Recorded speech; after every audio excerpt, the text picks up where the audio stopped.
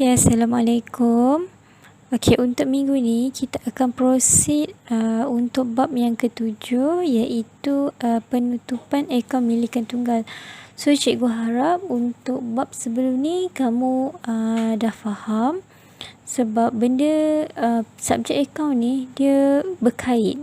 So, bila kamu nak sediakan penyata keuangan yang pada cycle terakhir, kamu mesti faham dahulu daripada mana nak disediakan, daripada source dokumen, buku catatan pertama, ledger dan imbangan duga. Tapi sebelum kita nak buat imbangan duga tu, kita kena make sure kita punya ledger semua tu diimbangkan lah.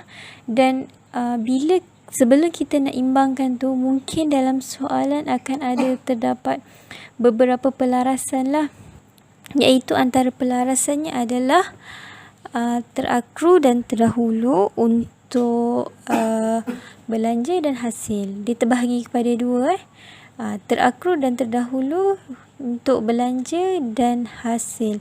Lepas tu kita akan ada hutang lapuk, susut nilai dan peruntukan susut nilai, dan pelupusan aset.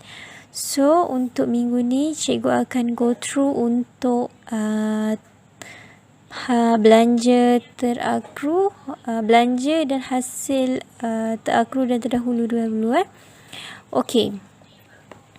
Untuk belanja terakru, kita tengok ni dia cakap belanja yang dibuat dalam tempoh perakaunan semasa tapi bayarannya belum diterima. Okey, yang ni contohnya kan, dalam masa tempoh perakaunan dalam setahun, katakan daripada 1 hari bulan 1 sehingga 31 hari bulan 12, kita kena bayar gaji, tapi kita hanya bayar 10 bulan je, daripada bulan 1 sampai bulan 10 je. So lagi 2 bulan tu adalah terakru, yang lagi 2 bulan. Tapi dalam kita punya perakaunan, kita kena rekodkan untuk 1 tahun. Okay, so maksudnya yang lagi 2 bulan tu terakru, maksudnya kita tak terima lagi lah, belanja tu belum dibayar. Okey, belanja terdahulu pula ialah belanja bagi tempoh perakaunan akan datang tetapi wang tunai telah diterima. Maksudnya macam contoh tadi kan, untuk yang belanja tu, gaji. Okey, daripada 1 hari bulan sampai 31 hari bulan 12. Yang majikan ni rasa baik sangat. Dia baik sangat, so dia bayar terus sampai 15 bulan. 13 bulan lah contohnya. 13 bulan. Maksudnya daripada bulan 1 sampai 1 hari bulan 1 2020 sampai ke 1 hari 31 hari bulan 1 2021. So dia bayar 13 bulan, ekstra 1 bulan. So maksudnya kat situ company tu dia terlebih bayar. So maksudnya yang tu akan masuk dalam belanja terdahulu lah. Tak apa, nanti kita akan go through contoh one by one. Okey, ni hasil. Hasil sama juga. Bila kata perkataan terakru ni, benda yang sepatutnya kita belum terima, tapi sebenarnya yang tu kita punya. Maksud yang hasil pun sama. Yang terdahulu ni bermaksud kita dah terima, tapi sepatutnya kita terima RM10, tapi orang tu bayar kita RM15. So ada ekstra. Sama je maksud dua ni, cuma membezakan dia adalah belanja dan hasil lah. Okey, untuk hutang lapuk pula, hutang yang pasti tidak dapat dikutip, iaitu dia terbagi kepada dua tau. Hutang lapuk terpulih, iaitu hutang yang telah dihapuskan sebagai hutang lapuk tetapi dijelaskan kemudian. Bermaksud dalam kunci kira-kira, kalau kamu perasan akan ada penghutang kan. Okey, company ni dia buat anggaran berapa banyak orang yang tak mampu nak bayar. Okey, berapa banyak orang ni penghutang ni tak mampu nak bayar, tapi dia dah buat anggaran, tapi dalam satu tempoh masa tu dia datang, tiba-tiba dia bayar balik dia punya hutang. So ni dinamakan hutang lapuk terpulih lah. Maksudnya dalam tahun tu lah, tahun sebelumnya. Tahun sebelumnya dia ada buat peruntukan hutang ragu, tapi ataupun dia dah buat hutang lapuk lah. Tapi orang tu tak bayar pun untuk tahun tu. So tahun berikutnya, contoh dia buat yang hutang lapuk tu tahun 2019. Tiba-tiba tahun 2020 ni dia datang, dia cakap dia nak bayar hutang dia. So dinamakan hutang lapuk terpulih ni. Peruntukan hutang ragu ni sama macam apa yang cikgu cakap kat atas ni. Maksudnya dia buat anggaran tau. Anggaran hutang yang mungkin tidak dapat dijelaskan, iaitu mewujudkan peruntukan hutang ragu, menambahkan peruntukan hutang ragu dan mengurangkan peruntukan hutang ragu. Maksudnya untuk tahun tu mungkinlah dia akan ada buat pelarasan untuk peruntukan hutang ragu, di mana penghutang-penghutang tu mungkin dia buat anggaran yang diorang ni tak mampu nak bayar. So dia buat peruntukan. Different ya antara hutang lapuk terpulih dan peruntukan hutang ragu. Peruntukan hutang ragu ni macam dia anggarkan berapa orang ni. Katakan 10 orang tak boleh nak bayar. Lepas tu hutang lapuk terpulih ni contohnya dalam 10 orang yang dikata tak mampu nak bayar tu, tahun depan tu orang tu datang balik, 7 daripada yang tu bayar. So yang tu adalah hutang lapuk terpulih. Yang dianggarkan 10 orang tadi adalah peruntukan hutang ragu. So kita akan go through one by one contoh untuk belanja dan hasil terakru dan terdahulu ya. Dan kemudian kalau sempat kita akan proceed untuk hutang lapuk juga. Ini adalah contoh soalan untuk belanja terakru. Kita baca dulu soalan untuk ni. Bagi tahun berakhir 31 Disember 2008, sejumlah RM5,000 untuk gaji telah dibayar bagi tempoh 1 Januari 2008 sehingga 31 hari bulan 10 2008. Pada tarikh imbangan, gaji untuk 2 bulan masih belum dibayar. Gaji bulanan adalah sama sepanjang tahun. Macam yang cikgu mention tadi, tempoh perakaunan. Sekarang bila dapat soalan macam ni, kamu kena trik dulu mana dia punya tempoh perakaunan dia. Macam ni dia dah mention tempoh perakaunan dia daripada 1 Januari 2008. Lepas tu bagi tahun berakhir 31 Disember. So dekat situ bermakna ada 12 bulan ada 12 bulan, tapi dia dah bayar RM5,000 ni 10 bulan je. Sepatutnya dia kena bayar 12 bulan. So kita nak tahu sebulan berapa sebenarnya gaji tu kan. So macam ni. Gaji bagi tempoh 1 Januari sehingga 31 Oktober, 10 bulan ni RM5,000. Sebab dia dah mention siap-siap so gaji bulan-bulan dia adalah RM500 lah. Sebab RM5,000 bahagi dengan 10 lah. Sebab 10 bulan kita nak tahu sebulan gaji dia berapa. Sebab lagi 2 bulan tu dia tak bayar lagi. So yang ni dinamakan belanja terakru Sebab gaji adalah belanja dan apa yang dia tak bayar tu lagi adalah terakru. So gaji terakru 2 bulan ialah RM1,000. So macam dapat RM1,000? 1 bulan ni diharapkan dengan 2. Sebab 2 bulan dia tak bayar dan 1 bulan gaji adalah RM500. So bila kita dah buat pengiraan ni, so macam mana kita nak record dia? So ni ni journal kita kena sediakan sebelum kita nak buat ledger kalau diminta. Kalau dia tak minta, kamu terus boleh buat dia punya ledger Sebab tu penting kita kena tahu buku catatan pertama, cara buku catatan pertama tu kita nak post kepada ledger. Ni adalah contohnya. Okey, yang pertama tadi kita record dulu, kita buka akaun gaji tak akru, akaun untung rugi dan kunci kira-kira. Sebab bila bab berkaitan dengan penutupan akaun milikan tunggal ni, dia mesti akan melibatkan dua akaun ni. Akaun untung rugi bagi tahun berakhir dan kunci kira-kira. Sebabnya ni kita nak tahu company tu dapat untung ataupun rugi, ya. Okay, so first thing kita recordnya 5,000 ni dulu, ya. Sebab dia nak record untuk gaji. So kita kena buat akaun gaji dan akaun gaji tak akru. Okay, so masa 31 hari bulan 10 ni, bank baru keluarkan duit sebanyak 5,000. Okey, yang terakru adalah 1,000 kan? Okey, so kat sini baru kita record dekat dalam journal am.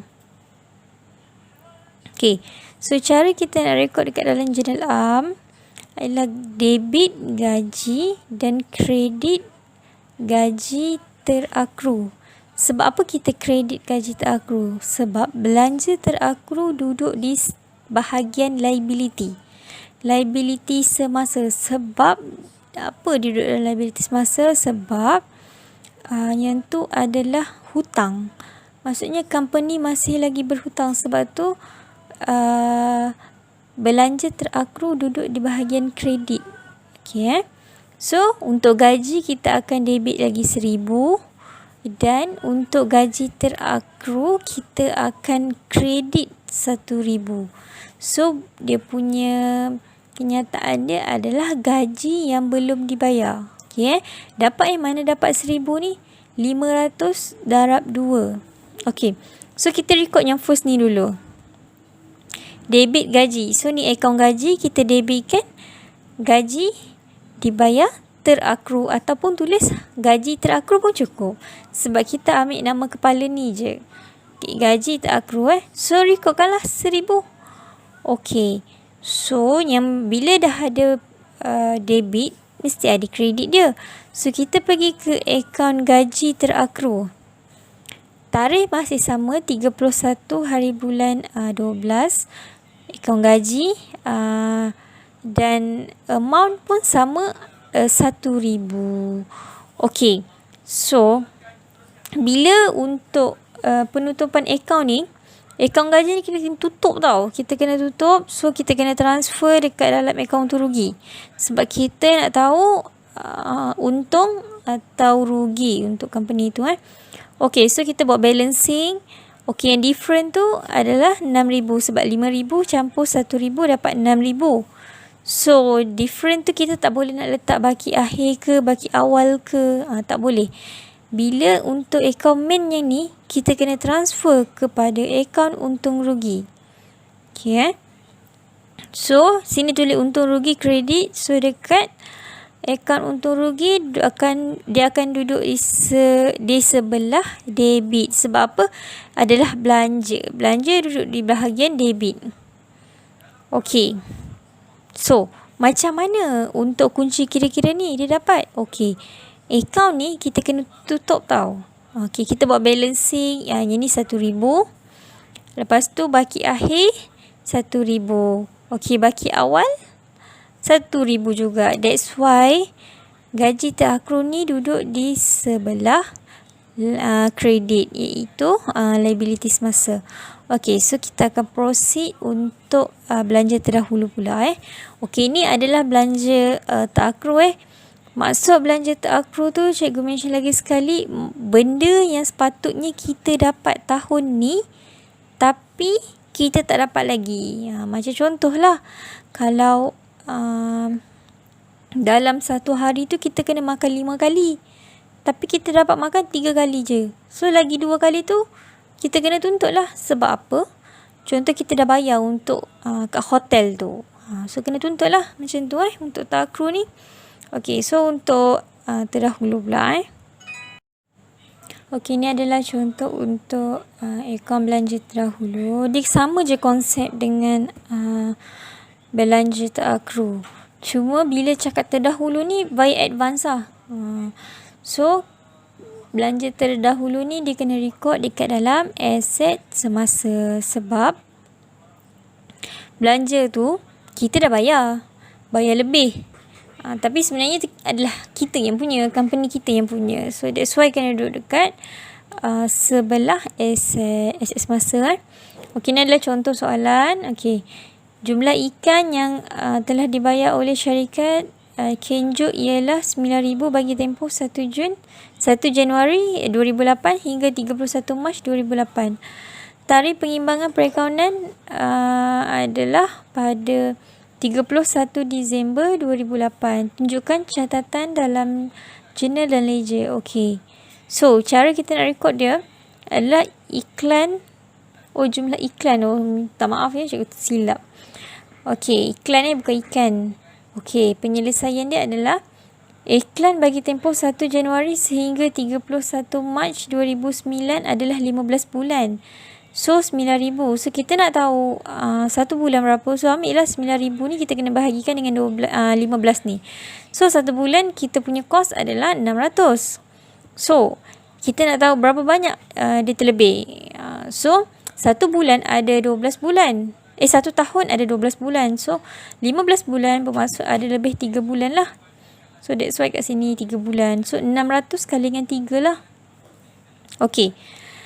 Yang tadi untuk gaji terakhir dia akan duduk di sebelah kredit sebab duduk di liability. Okey, so untuk terdahulu dia akan duduk di sebelah debit sebab dia adalah aset. Okey, so iklan terdahulu kita kena debit 1,800 dan kita dah kena kredit iklan 1,800 juga. Make sure kita punya sistem catatan bergu tu betul. Okey, lepas tu macam you cakap tadi, bila kita buat pelarasan ni mesti akan melibatkan akaun untung rugi sebab kita nak tahu untung atau rugi. Okey, so debit akaun untung rugi, kredit iklan. Okey, so kita akan tengok cara record dekat dalam ledger dia. Okey, ni cara kita nak record. Make sure kena ada akaun iklan terdahulu, akaun untung rugi, kunci kira-kira. Sama je benda yang benda basic yang perlu ada. Okey, so untuk yang tadi tu, okey, dia ada 2 kaedah sebenarnya cara kita nak record. Okey, tadi kan dia cakap dibayar 9,000. So, guna bank lah 9,000. Lepas tu, kita debitkan akaun iklan terdahulu. So, 1,800. And kreditkan akaun iklan. So, ambil lah nama kepala ni, salin je balik. Okey. Lepas tu, kita buat balancing. 9,000. Okey, yang ni pun sebenarnya kena buat balancing. Samakanlah 1,800, 1,800. So, kat sini ada baki akhir. So, dia bawa pada baki awal lah, baki BB. So, sama je. Okey, lepas tu, yang ni akan ada different ni. Different ni akan kita transfer kepada akaun untung rugi. Okay. So, akaun untung rugi kita akan masuk 7,200 dan baki dekat akaun iklan terdahulu ni akan duduk di sebelah debit sebab dia adalah aset semasa. Okey, cara yang kedua paling ringkas, kita tak perlu nak sediakan akaun terdahulu ni, akaun iklan terdahulu. Kita cuma perlu sediakan akaun iklan sahaja. Sebab apa? Sebab yang ni kita dah record 9,000. Lepas tu macam ni kita dapat baki akhir ni. Untung rugi ni dekat dalam soalan ni tak bagi tahu tau. Okey, yang dekat baki akhir ni dia ada, kita dah kira tadi 3 bulan darabkan dengan berapa tu dia? Darabkan dengan 600. So akan dapat 1,800. So dah tentu ni adalah baki akhir. Okey, so different tu adalah pergi ke akaun untung rugi.